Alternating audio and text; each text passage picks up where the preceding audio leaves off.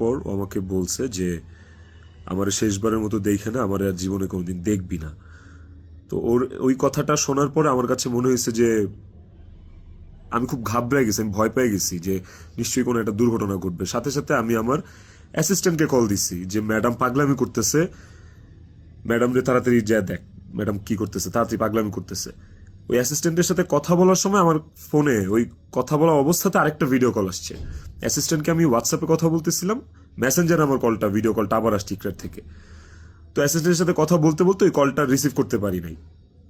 Assistant ততক্ষণে ম্যাডামের ওখানে গেছে, আর আমার কলটা যেহেতু আমি ধরতে পারি নাই, তারপর আমি অ্যাসিস্ট্যান্টের সাথে কথা শেষে আমি নিজে কল ব্যাক করছি।